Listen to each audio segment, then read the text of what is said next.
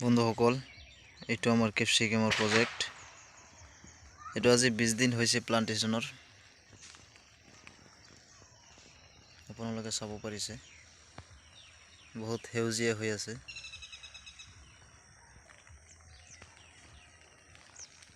এইটো আমি লগাইছো আইছা ভেৰাইটি আৰু যোনটো আছে ইণ্ডোচিম, এই দুটা ভেৰাইটি আমি লগাইছো। আৰু এইটো আমাৰ ৰেডি হৈ আছে, এইটো কেপচিকামৰ কাৰণে। আপোনালোকক এইটো ভিডিঅ' এইটো জেড লৈ আহিম, আপোনালোকে চাই থাকিব। আৰু গছৰ গ্ৰোথ ভালেই আছে, মাজে মাজে মানে অলপ গ্ৰোথটো কম হোৱাৰ কাৰণ এইটোই হয় যে বৰষুণ আছিলে বহুত। বৰষুণ দিয়াৰ কাৰণে মানে আমি গছত মানে এটা ফাংগাছ লাগি গৈছিলে, বেকুৰ লাগি গৈছিলে। এই বেকুৰটো মানে কণ্ট্ৰোল কৰিবৰ কাৰণে আমি এটা মেডিচিন দিছিলোঁ। মেডিচিনটো গুৰিত ড্ৰেঞ্চ কৰিছিলোঁ।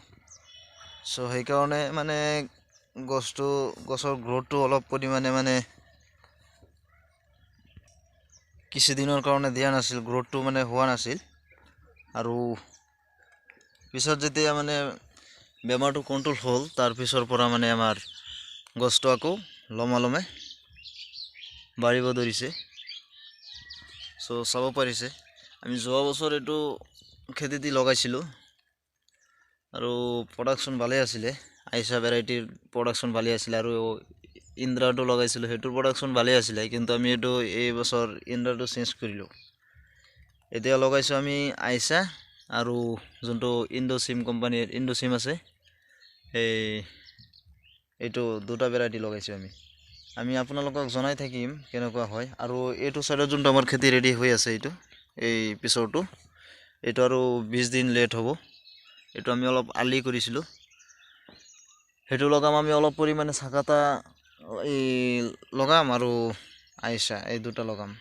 চাওঁ কেনেকুৱা হয়। চাকাটা কোম্পানীটো বিভিন্ন ধৰণৰ কোম্পানী আছে, আপোনালোকে লগাব পাৰে। চাকাটাৰ মালটো বেয়া নহয়, ধুনীয়া আছে, ভালেই আছে। এইটো চাব পাৰিছে, ফুল ফুলিব ধৰিছে। আৰু আমি মানে প্লান্টেশ্যন কৰোঁতে আপোনালোকক ভিডিঅ' দিব পৰা নাই, মানে বহুত কামৰ মানে ব্যস্ততা থাকোঁ, সেইকাৰণে।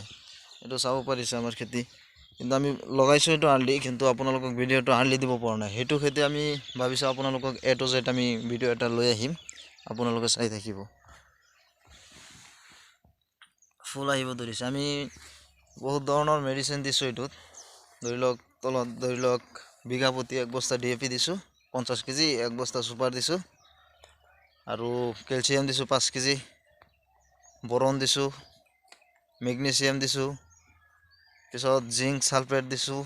বহুত ধৰণৰ যোনটো আছে মাইক্ৰ'জাল, যোনটো ৰাইজ'মেচি আছে, সেইটোও দিছোঁ। মানে বিভিন্ন ধৰণৰ মানে যোনটো সাৰ আছে, সেই গোটেইখিনি দি পিছত আমি এই বেডটো বনাইছিলোঁ। আৰু এতিয়াতো মানে পানী জমা হোৱাৰ কোনো চান্স নাই। এতিয়া কাতি মাহ আহি গ'ল, কিন্তু আমি যেতিয়া প্লান্টেশ্যন কৰিছিলোঁ, বেডটো বনাইছিলোঁ, বহুত বৰষুণ দিছিলে। বৰষুণ দিয়াৰ কাৰণে আমাৰ বহুত গছ নষ্ট হৈছিলে, মৰি গৈছিলে, পচি গৈছিলে গুৰিত ভেঁকুৰ লাগি। পিছত আমি এইবিলাক প্লান্টেশ্যন কৰিছোঁ। চাওক, এইটো গছ চাওক আৰু এইটো চাওক, মাজে মাজে চাওক কেনেকুৱা হৈছে। কিন্তু সেইটো নজৰ ৰাখিব, যোনটো এটা বেমাৰ আহে ডাম্পিং অফ বা গুৰি পচি যায়, সেইটো বেমাৰ মানে বেছিকৈ আহিব। মাটিত যদি মানে সেমেকা থাকে বেছি, সেই পিছত আমাৰ গছৰ গুৰিত মানে একদম গুৰিটো পচি যাব, গছটো এনেই পৰি যাব। সেইকাৰণে আপোনালোকে ভালকৈ পানী ওলাবৰ কাৰণে ব্যৱস্থা ৰাখি ল'ব, যদি আগতীয়াকৈ কৰে। এইটো চাওক, আমাৰ একদম খেতিৰ মাজত এইটো বহুত ধুনীয়া হৈছে। ইয়াত মানে ফুলো ফুলি গৈছে, এইটো চাব পাৰিছে। এইটো চাওক, এটা কেপচিকাম ফুলিছে, ইয়াত লাগিছে, আমি দেখুৱাই আছোঁ। এতিয়া মাৰ্কেটটো চাওক আপোনাৰ ক'ত কিমান আছে। এইটোত কেপচিকাম ধৰিছে, এইটো চাওক, এইটো আমি এইটো আৰ্লি কৰিছিলোঁ। চ' চাওঁ আগত কিমান মাৰ্কেট, এতিয়া কেনেকুৱা মাৰ্কেট আছে নাজানো। আমি খেতিৰ পৰা প্ৰডাকশ্যন যেতিয়া মাল ছিঙি পিছতহে মাৰ্কেটৰ খবৰ ল'ম, এতিয়া খবৰটো নলওঁ বাৰু। আপোনালোকে যদি জানে জনাই থাকিব। মানে আৰু মিনিমাম ধৰি লওক 20 দিন সময় লাগিব, এইটোৰ পৰা 20ৰ পৰা 25 দিন সময় লাগিব। 1 মাহ হোৱা নাই এইটো প্লান্টেশ্যন কৰাৰ, ধৰি লওক 20 দিন হৈছে চাগে, 20 দিনৰ বেছি হোৱা নাই কিন্তু দেই। মানে আমাৰ খেতিত মানে যোনটো খাদ্য সেইটো মানে আছে ভালেই, সেইকাৰণে গছৰ গ্ৰোথটো ভালে আছে। এইটো চাব পাৰিছে। আমাৰ যোনটো চিমলা খেতি সেইটো আমি 1 সপ্তাহৰ ভিতৰত হাৰ্ভেষ্টিং কৰিব পাৰিম। আৰু 1 সপ্তাহৰ মূৰে মূৰে আপোনালোকে যদি কেপচিকাম খেতি কৰিছে তেতিয়াহ'লে আমি আপোনালোকক মানে কৈ আছোঁ, যোনটো ইনচেক্টিচাইড আছে, যোনটো থ্ৰিপছ আৰু যোনটো আছে মাইট, এনেকুৱা বিভিন্ন ধৰণৰ সৰু সৰু পোক আছে। এইবিলাক পোকে কিন্তু গছৰ মানে বহুত ধৰণৰ ক্ষতি কৰে। যে পাতৰ ৰসবিলাক যেতিয়া চুহি খাই দিয়ে তেতিয়া মানে পাতবিলাক একদম কোচ খাই যাব। কিন্তু সেইকাৰণে আপোনালোকে আগতীয়াকৈ মানে ইনচেক্টিচাইড স্প্ৰে কৰি থাকিব। আৰু যোনটো মানে এটা বেমাৰ আছে যোনটো ব্লাইট, কেপচিকাম খেতিত কিন্তু ব্লাইটটো মানে বেছিকৈ আহে। আৰু যোনটো আছে ডাইবেক বুলি এটা বেমাৰ আছে, সেইটো বেছিকৈ আহে। সেইকাৰণে আপোনালোকে মিষ্টাৰ টপ স্প্ৰে কৰিব বা কাষ্টৰি স্প্ৰে কৰিব, এইবিলাক স্প্ৰে কৰি থাকিব। আৰু যোনটো আছে আমাৰ এই ইনচেক্টিচাইড, সেইটো টিবল স্প্ৰে কৰিব পাৰে, ইয়াতো যে স্প্ৰে কৰিব পাৰে। আৰু এটা আৱাদ বুলি আছে, সেইটো স্প্ৰে কৰিব পাৰে, বমটেড স্প্ৰে কৰিব পাৰে। এই 28খিনি ইনচেক্টিচাইড কিন্তু আমাৰ হেৰি হয়, অৰ্গেনিক হয়, জৈৱিক বায়ু। যদি আমি বায়ু ইনচেক্টিচাইডবিলাক আমি স্প্ৰে কৰোঁ তেতিয়াহ'লে আমি ধুনীয়া ৰিজাল্ট পাব পাৰি।